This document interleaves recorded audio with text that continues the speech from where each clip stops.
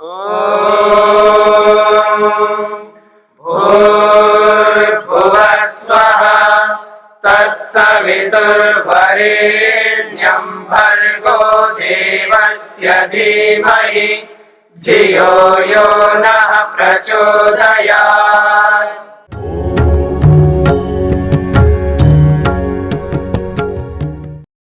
स्वामी जी, एक बार स्वामी सत्यवती महाराज जी बता रहे थे कि मैं बाहर की क्रियाओं को करते हुए भी मेरे अंदर गायत्री का जाप चलता रहता है, तो उसको क्या ईश्वर प्रणिधान कहेंगे? जी, वो ईश्वर निधान की बात करते हैं। जी ठीक जी। जब बोल सकते हैं उसको? कौन? जैसे माला फेंकते हुए काम कर रहा है उसको जब बोल सकते हैं कि जब नहीं कह सकते। जब भी नहीं कह सकते। जब नहीं कर सकते, क्योंकि जब में भी यही काम करना होता है। तज्जपस तदर्थ भाव।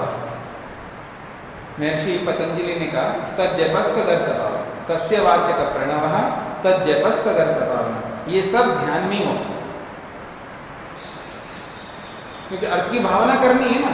तो आप अर्थ की भावना थोड़ा कर रहे हो, आप इधर केवल शब्दोच्चारण कर रहे हो, उधर दूसरा काम कर रहे हो। जब कैसे हो? ईश्वर प्रणिधान कैसे हो जाएगा? आदि वो ईश्वर प्रणिधान का एक विभाग है। ईश्वर प्रणिधान में नहीं लग रहा होता। हाँ जी, ईश्वर प्रणिधान में तो ईश्वर के प्रति अर्पित होता है व्यक्ति, उसकी भावना उसके अंदर बनी रहती है। ईश्वर प्रणिधान का व्यापक अर्थ है ना। ईश्वर प्रणिधान का एक ये भी अर्थ होता है कि ईश्वर की आज्ञा का पालन करना। ठीक है, और ईश्वर की आज्ञा जो है बहुत व्यापक है। उस व्यापक आज्ञा में कुछ ईश्वर के साथ जुड़ रहा है, कुछ दूसरे काम कर रहा है। जब दूसरा काम कर रहा है तो वो ईश्वर को छोड़ करके कर रहा है तो ईश्वर प्रणिधान नहीं कहलाएगा, और ईश्वर को साथ जोड़ करके कर रहा है तो ईश्वर प्रणिधान कहलाएगा।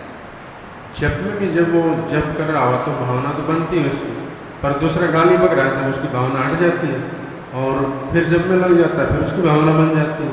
मैं यही तो कह रहा हूँ, जप नहीं कहलाएगा ना, जप नहीं होगा ना।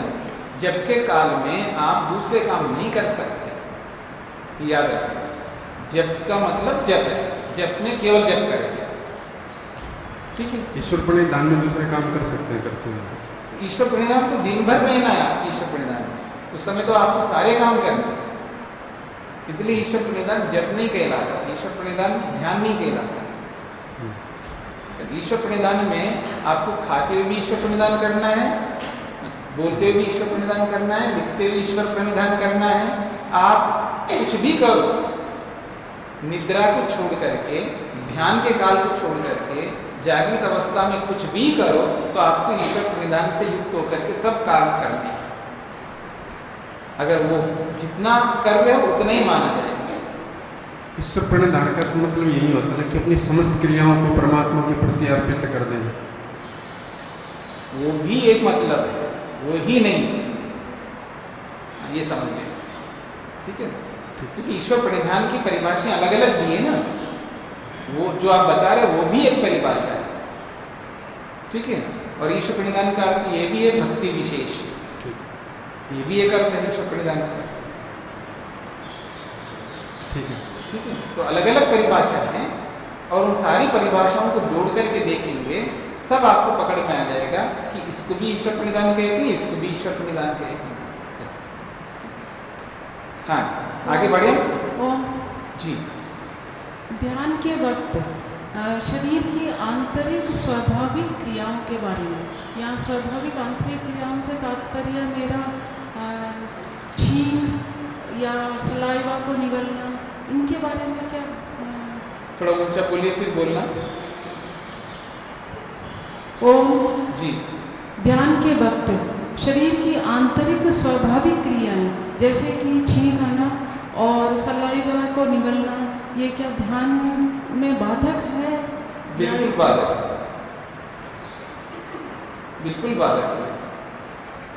तो फिर जैसे छींक वगैरह को तो जो आंतरिक स्वाभाविक है उनको तो रोकना नहीं, वो छींक जो आता है ना वो परिस्थिति विशेष में आता है, सामान्य स्थिति में थोड़ा आता है।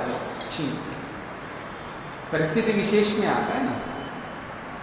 अभी हमको छींक क्यों नहीं आ रहा है? ठीक है, नहीं आ रहा है। अगर मान लीजिए कोई आपके नाक में कुछ चला गया कोई ऐसा कुछ चला गया तो एकदम छींक आ जाएगा, ठीक है ना। तो स्वाभाविक नहीं है ना वो, आप ऐसी परिस्थिति उत्पन्न कर दी है कि आपके नाक में मान लीजिए काली मिर्च चला गया तो भी छींक आ जाता है, हाँ? आपके नाक में कुछ खट्टा गया तो भी छींक आ जाता है, आपके नाक में कुछ ऐसे ही कोई और भी कोई कीड़ा चला गया, मान लीजिए कोई मच्छर चला गया, कोई मक्खी वहाँ बैठे या और कुछ ऐसा हो जाए तो कुछ ना कुछ बाह्य आक्रमणों के कारण से, बाह्य परिवेश के कारण से वो छींक आते हैं। सामान्य तौर पर छींक वैसे नहीं आते, ठीक है। और वैसा आता है उतने काल में ध्यान भग्न हो जाएगा। ध्यान जो है ना उतने काल के लिए ध्यान भग्न हो जाएगा, टूटेगा, मतलब भग्न का मतलब टूटेगा, क्योंकि छींकते ही आपका पूरा ध्यान उसमें चला गया शरीर में, फिर वापस हो जाओगे, फिर ध्यान लगेगा, ऐसा। अब आगे बढ़ते हैं हम लोग, ठीक है। भवतु ध्यानादि योगाभ्यास अनुष्ठानात् पुरुषस्य उपराग अभिमान निवृत्ति तस्य उपराग रूपस्य अभिमानस्य आदि हेतुभूताः प्रकृति स कथं किं रूपा च इति आकांक्षायाम् उच्यते। एक प्रश्न उपस्थित करके पूछा जा रहा है, ध्यानादि योगाभ्यास अनुष्ठानात्, ध्यान, धारणा, प्राणायाम आदि जितने भी योग के अभ्यास है उनका अनुष्ठान करने से पुरुषस्य उपराग अभिमान निवृत्ति भवति। मनुष्य का जो उपराग है अर्थात जो अभिमान है उसकी निवृत्ति हो जाए, हमें कोई आपत्ति नहीं है। तस्य उपराग रूपस्य अभिमानस्य आदि हेतु भूताः प्रकृति, कहते हैं उस उपराग रूपी अभिमान का जो आदि मूल कारण है वो कौन है? प्रकृति, वो प्रकृति है। स कथम किम रूपा, वो कैसी है, वो प्रकृति किस स्वरूप वाली है, इति आकांक्षा उच्यते, उसकी आकांक्षा में ये प्रश्न रखा जा रहा है और इस प्रश्न का समाधान किया जा रहा है।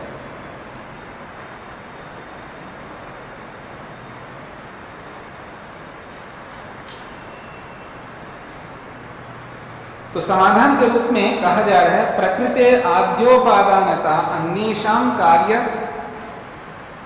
कार्यत्व श्रुते। कहते हैं प्रकृते आद्योपादानता, वो कैसा है, किस स्वरूप वाली है प्रकृति? तो कह रहे हैं आद्योपादानता, वो आदि मूल कारण है। किसका? इस सृष्टि का, इस ब्रह्मांड का। अन्येषां कार्यत्व श्रुते, प्रकृति को ही आदि उपादान कारण, मूल उपादान कारण स्वीकार किया जाता है और बाकी सब कार्य के रूप में स्वीकार किया जाता है और बाकियों को कार्य के रूप में ही श्रुति के द्वारा बताया जाता है, ये कहना चाहते हैं। कहते हैं समस्त जगत रचनायाम प्रकृते आद्योपादानत्वम अस्ति। तो कहते हैं समस्त जगत रचनाएं, संपूर्ण ब्रह्मांड को आप देखिएगा, जहां कहीं भी जो भी दिखाई दे रहा है हमको, इस समस्त जगत रचना में प्रकृति की आदि उपादान कारणता है। यतो ही अन्येषां जगत रचनातः पूर्व सृष्टानां महतत्व अहंकार तन्मात्र आकाश वायु अग्नि जल पृथ्वीनां कार्यत्व श्रवणात्। कहते हैं प्रकृति की ही आदि मूल उपादान कारणत्व है। क्यों?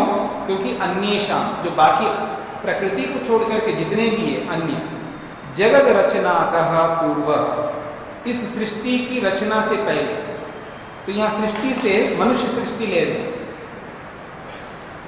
जगत रचनातः पूर्व सृष्टान, जगत की रचना से पूर्व जो बनाए गए हैं, तो यहाँ जगत की रचना का मतलब है वो जगत, मनुष्य जगत, पशु जगत, प्राणी जगत। तो यहाँ जगत रचनातः पूर्व, तो जगत रचनातः शब्द से जगत की रचना से पहले, तो यहाँ जगत शब्द से प्राणी सृष्टि को ले रहे। क्योंकि इस प्राणी सृष्टि से पहले जो बनाए गए किसको, महतत्व को बनाया गया है। महतत्व भी तो जगत है ना, फिर जगत रचना से पहले कहाँ होगा, जगत के अंतर्गत ही है। इसका अर्थ है तो जगत रचना से पहले का मतलब है वो जगत ले रहे हैं जो प्राणी जगत है। तो प्राणी जगत की रचना से पहले महतत्व, अहंकार, तन्मात्र, आकाश, वायु, अग्नि, जल, पृथ्वी, ये सब के सब पहले से बन के तैयार हो गए। कार्यत्व श्रवणात्, इन सब को कार्य के रूप में श्रवण होता है। इन सब का कार्यत्व के रूप में श्रवण होने से, यानी श्रुति में कहा गया होने से। श्रुति कह रही है, ठीक है, ये जो प्राणी जगत है, इस प्राणी जगत को बनाने से पहले परमपिता परमात्मा ने सबको बना के तैयार कर दिया। क्योंकि मनुष्य के आते ही उसको सबसे पहले सब चाहिए, और जब आपने कुछ बनाया नहीं और मनुष्य आके करेगा क्या? अगर आपने मनुष्य को तो बना के खड़ा कर दिया, उसको खिलाओगे क्या, पिलाओगे क्या, उसको दिखाओगे क्या, कैसे देखेगा? मेरी बात समझ रहे हैं आप? आपने मन नहीं बनाया, महतत्व रूपी बुद्धि को नहीं बनाया, अहंकार को नहीं बनाया, इंद्रियां नहीं बनाया, कुछ नहीं बनाया, और मनुष्य को खड़ा कर दो तो क्या करेगा? उसको सब कुछ चाहिए ना पहले से। तो इसलिए भगवान ने क्या किया है, पहले सब बना करके तैयार रख दिया, बिल्कुल अपडेट करके रख दिया, अपडेट करके, लेटेस्ट अपडेट करके रख दिया, सब कुछ तैयार है। अब अंत में उसने क्या किया है, प्राणी जगत को बनाया, और प्राणी जगत में भी मनुष्य को सबसे अंत में बनाया। हाँ, ये भी याद रखो, प्राणी जगत में भी सबसे अंत में, प्राणी जगत में सबसे अंत में सबको बनाने के बाद पशु पक्षी कीट पतंग आदि सब बना दिया। और प्राणी जगत में ये भी है ना, वृक्ष वनस्पति आदि, इनको भी सबको बना के तैयार किया, सब तैयार है, हर चीज तैयार है। अब लास्ट में मनुष्य को बनाया, क्योंकि सारी की सारी सृष्टि, सारे वृक्ष वनस्पति, सब पशु पक्षी आदि सब, ये सब किसके लिए? मनुष्यों के लिए, मनुष्यों को सुख देने के लिए। मेरी बात समझ लेना, सृष्टि कुत्ते गधे घोड़े सुअर के लिए नहीं बनाई, क्योंकि वो कुछ नहीं कर सकते, वो अपने प्रयोजन को थोड़ा पूरा कर सकते। कौन कर सकता है? मनुष्य कर सकता है। इसलिए मनुष्य के लिए सब कुछ बनाया, इसलिए उन्होंने सब पहले से तैयार किया। उसके बाद अंत में मनुष्य को बनाया, और शरीर में वो भी शरीर छोटा मोटा नहीं बनाया, पूरा 20-25 साल का ऐसे युवा अवस्था में उनको बाहर निकाला धरती से। सब गर्भ जो है धरती में बनाया, और उसमें उसी में बड़ा किया है। और आप देखिएगा, सृष्टि के आदि में जो जो पैदा हुए हैं उनको कितने साल रहना पड़ा पता है? गर्भ में 20-25 साल रहना पड़ा। वो अच्छा था या ये अच्छा है 9 महीने रहने का? बताइए कौन सा अच्छा है? ये सोचना पड़ेगा आपको कि 9 महीने रहना अच्छा है या 20-20, 25-25 साल गर्भ में रहना अच्छा है। वो आपको सोचना पड़ेगा। हाँ, सोच लेना बाद में। तो आपको हेतु देना पड़ेगा, इसको काटना पड़ेगा, बहुत कुछ बातें। इतनी शीघ्रता क्यों करते हैं? सोचो ना। फिर आप मैं काटूंगा तो फिर आप फिर सोचने लगोगे, फिर काटूंगा फिर सोचने लगोगे। उससे तो अच्छा ना पूरा सोच के रखो ना, जो कि अच्छे ढंग से प्रस्तुत कर सके। शीघ्रता मत करो। तो आपको सोचना पड़ेगा कि 20-25 साल गर्भ में रहे वो अच्छा है, हाँ? या 9 महीने रहे गर्भ में वो अच्छा है। कौन सा अच्छा है? और अच्छा वो है तो उसके पीछे क्या कारण है, ये अच्छा नहीं है तो इसके पीछे क्या कारण है। तो सब कारण सहित प्रमाण सहित आपको अपनी बात को रखनी है। इसलिए आपको वक्त चाहिए, टाइम चाहिए। पकड़ में आ गया? चले हमारे अजामेकाम लोहित शुक्ल कृष्णाम बहुवीहि प्रजा सृजमानाम स्वरूपा। वो कहते हैं अजाम एकाम लोहित शुक्ल कृष्णा, जो अज है, अजन्मा है। मूल प्रकृति क्या है? अजन्मा है, वो जन्मता नहीं है, जन्म नहीं लेती है, इसलिए अजाम कहा है उसको, यानी अजन्मा है। और एकाम, एक ही है प्रकृति के नाम से। और उसके स्वरूप कैसे हैं? तो कहते हैं लोहित शुक्ल कृष्णा, एक लोहित के रूप में है, एक शुक्ल के रूप में और एक कृष्ण के रूप में। लोहित का मतलब है रज और शुक्ल का मतलब है सत्व और कृष्ण का मतलब है तम। और बहुवी प्रजा, और बहुत सारी प्रजा, भगवान ने बहुत सारी प्रजा बनाई है। सृजमाना स्वरूपा, और जो उनको सृजन किया है वो सृजन कैसे किया है? स्वरूपा, एक जैसा किया है। मनुष्यों को सबको एक जैसा बना दिया, कुत्तों को सबको एक जैसा बना दिया, हर प्राणी को, हर योनि को एक समान बनाया। आप मेरी बात समझ रहे हैं? एक समान का मतलब ऐसा नहीं है कि मनुष्य को, एक मनुष्य को 2 टांगे दिए तो कुछ मनुष्यों को 3 टांगे दिए हों, कुछों को 4 दिए हों, ऐसा तो नहीं किया ना। हाँ, याद रखना, 2 टांगे तो 2 ही टांगे दी, याद रखना। अगर गलती से कोई आदमी को तीसरा टांग होता तो वो चलता नहीं हो टांग, याद रखना, वो ऐसे लटकता है। हाँ, 5 उंगलियां दी तो 5 ही दिए, 6ठी उंगली दिए तो काम नहीं करता, वो उपयोगी नहीं है। उसके लिए मैन्युफैक्चर डिफॉल्ट है। अब कई बार क्या होता है, मान लीजिए बिजली ज़्यादा आ गई है, भारत तो भारत ही होता है ना, वो कई बार क्या होता है बिजली ज़्यादा आ जाती है, कभी कम हो जाती है, उसके लिए रेगुलेटर रखना पड़ता है, उसको टाइम, उस बिजली को सम रखने के लिए एक और यंत्र रखना पड़ता है, ठीक है ना। ऊपर नीचे होता रहता है, अगर वो यंत्र नहीं रखता हो और ज़्यादा दिया है तो मशीन धड़ाम से चल पड़ा, कभी स्लो हो जाता है। तो जब धड़ाम से चलने में, स्लो होने में, जब साबुन बन के निकल रहे ना, एक जैसा साबुन बन के निकल रहे हैं, बिजली ज़्यादा लोड पड़े ना, साबुन कोई बड़ा बन जाता है उनका, कभी चिपक जाता साबुन, देखा आपने कभी बनते हुए? हाँ, कोई ऐसा एक जैसा सब निकल रहे हैं, लेकिन कोई बट्टी ऐसी होती है ना, कोई चिपटी हो जाती है, कोई लंबी हो जाती है, कोई कुछ हो जाता है। वो क्या है? उसका जो बिजली का जो भी है उसका सिस्टम, उसमें कम ज़्यादा ऐसा हो जाता है, इस तरह का हो जाता है। तो ऐसे ही माँ की गलती से, हाँ, डॉक्टर की गलती से, डॉक्टर की गलती का मतलब बाद की बात नहीं कह रहा, कुछ ऐसा हो जाता है ना, शुरू से ही डॉक्टर देखता है, देखभाल करता है, हाँ, हमारी गलती से, हाँ, किसी ना किसी की गलती से, खान पान की गलती से, कोई ना कोई कारण से, तो ऐसा हो जाता है। किसी का कुछ उंगली अधिक हो गया, किसी का कुछ और अधिक, पर वो कोई काम नहीं करता, बस वो लटका रहता है, उसके साथ में बुरा रहता है। तो भगवान ने एक समान बनाया का मतलब है सबके 2-2 टांग दे दिए, सबके 2-2 कान दे दिए, सबका 1-1 नाक दे दिया, सबके 2-2 कान अपने आंखें दिए, ठीक है। सबको 32-32 दांत दिए ना। मतलब एक समान बनाने का मतलब ये है, एक समान का मतलब सबको एक ही हाइट दिया, ऐसा नहीं कह रहा हूँ, सबको ऐसा नहीं बना, वो तो कर्मों का फल है आपका। कोई गोरा बन गया, कोई काला बन गया, कोई सांवला बन गया, कोई नाटा बन गया, कोई लंबा बन गया, ठीक है।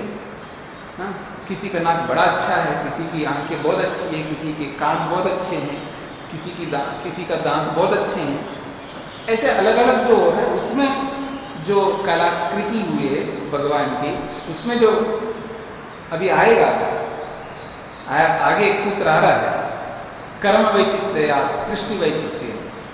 कर्मों की विचित्रता के कारण से ये जो बनावटी में जो थोड़ा थोड़ा अंतर आपको दिख रहा है, वो आपके कर्मों के कारण से, बाकी जो मेन स्ट्रक्चर है ना उसमें सबको एक जैसा बना है।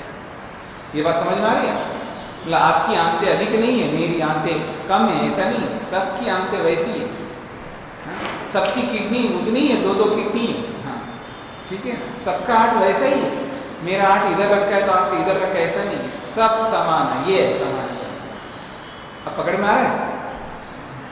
तो ये कहना चाह रहे हैं स्वरूपाश्रजमान, सबको एक जैसा, एक योनि, जिस योनि को देखो उस योनि में एक जैसा मिलेगा, अलग अलग योनि में एक एक जैसा मिलेगा।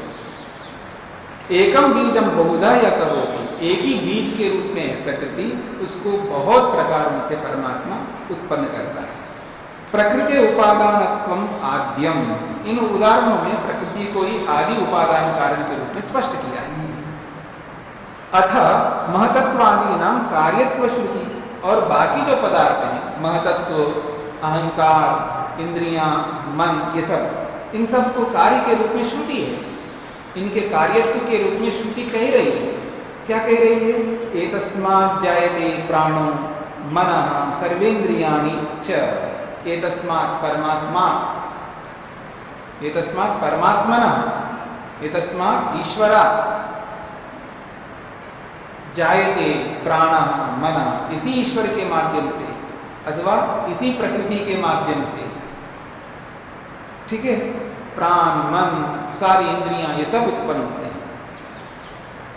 फिर कहा खम वायु ज्योति आपः पृथ्वी विश्वस्य धारिणी, ये जो खम है यानी आकाश, वायु, ज्योति, अग्नि, आपः जल, पृथ्वी, ये सब विश्वस्य धारिणी, इस पूरे विश्व को धारण करने वाली है ये सब चीजें। एतस्माद् आत्मना, इसी आत्मा से, इसी परमात्मा से या इसी प्रकृति से ये सब उत्पन्न हुआ। आकाश संभूते, आकाश उत्पन्न हुआ है। आकाशाद वायु, आकाश के बाद वायु, वायु अग्नि, वायु के बाद अग्नि, अग्नि आप, अग्नि के बाद आप जल, फिर जल के बाद अभ्य, अभ्य नहीं अभ्य पृथ्वी, और उस जल से फिर पृथ्वी, यानी जल के बाद पृथ्वी। इस तरह का ये श्रुति है। तो श्रुति ये कह रही है ये सब कार्य पदार्थ, ये सब उत्पन्न हो रहे हैं, इन सब की कार्यत्व की श्रुति है, और बाकी प्रकृति की श्रुति है कि प्रकृति ही इन सब का आदि मूल कारण है, संपूर्ण ब्रह्मांड का, ये बात कही जा रही है। सूत्रार्थ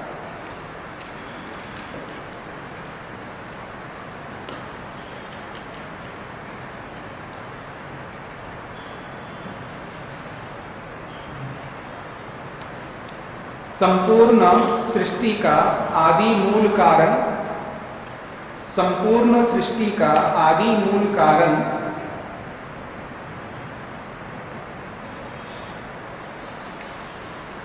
प्रकृति है। संपूर्ण सृष्टि का आदि मूल कारण प्रकृति है। प्रकृति के अतिरिक्त सभी पदार्थों का, प्रकृति के अतिरिक्त सभी पदार्थों का कार्यत्व के रूप में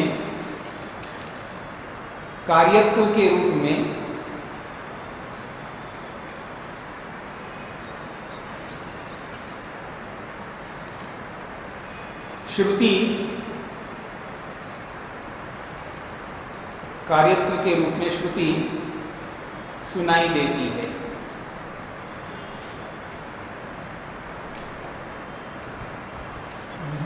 जी, प्रकृति तो स्थूल तत्व हैं सारे, तो इसमें चेतनता कैसे आती है? अब क्या आपका प्रश्न क्या है? ये प्रकृति तो जो वर्णन हो रहा है, ऐसा लग रहा है कि भाई 5 भूतों वाली वही प्रकृति, क्या 5 भूत वाली प्रकृति हुई ना, 5 महाभूतों वाली। नहीं, आपको इससे क्या समझ में आया? मेरे को ये समझ में नहीं आया कि प्रकृति से तो स्थूल शरीर बन गया, चेतनता कहाँ से आई? यानी प्रकृति से शरीर बन गया, चेतनता कहाँ से आई? तो चेतन सत्य चेतन की है, आत्मा की, आत्मा से आती है चेतनता। तो सृष्टि में फिर दोनों होना चाहिए, चेतनता आत्मा की प्लस। नहीं, जब घड़े को बनाया जा रहा है तो घड़ा किससे बना है? तो मिट्टी से बना, ये बताएंगे ना। घड़ा किस चीज से बना है? अगर कोई प्रश्न करे आपसे, घड़े का रॉ मटेरियल क्या है, ऐसा कोई प्रश्न करे आपसे, तो क्या उत्तर होगा? मिट्टी से। मिट्टी से, यही उत्तर हो। तो आप यहाँ तो जी कुमार तो आया नहीं, प्रश्नकर्ता ने कुमार के बारे में पूछा नहीं? पूछा है? प्रश्नकर्ता ने ये नहीं पूछा है ना, पहले मेरी बात पूरी सुन लीजिए कभी। प्रश्नकर्ता ने ये नहीं पूछा है कि घड़े को किसने बनाया है, ये नहीं पूछा है। प्रश्नकर्ता ने यही पूछा है इस घड़े का रॉ मटेरियल क्या है। तो आपको क्या उत्तर देना है? आपको यही उत्तर देना है इस घड़े का रॉ मटेरियल मिट्टी है। ठीक है। ठीक इसी प्रकार से यहाँ एक प्रश्न किया है, ये जो कुछ भी ब्रह्मांड दिखाई दे रहा है आपको, इसका आदि मूल कारण क्या है? तो उसने कहा प्रकृति है। ठीक है। तो आपका प्रश्न ये है कि चेतनता कहाँ से आई है? तो आत्मा से आएगी चेतनता। इस सृष्टि के अंदर जो चेतनता आई है वो चेतनता कहाँ से आएगी? तो आप उस प्रश्न का उत्तर है आत्मा से आएगी, चाहे वो परमात्मा से आए या जीवात्मा से आए। ठीक है, ये उत्तर है। तो यहाँ केवल हमको उसी पदार्थ को लेना है जिस पदार्थ के बारे में प्रश्न है। चेतनता के विषय में यह प्रश्न नहीं किया। ठीक है। द्यो शान्तिरन्तरिक्षं शान्तिः पृथिवी शान्तिरापः शान्तिरोषधयः शान्तिः वनस्पतयः शान्तिर्विश्वे देवाः शान्तिर्ब्रह्म शान्ति सर्वं शान्ति शान्तिरेव शान्ति क्षमा शान्तिरेधि। ॐ शान्ति शान्ति शान्तिः।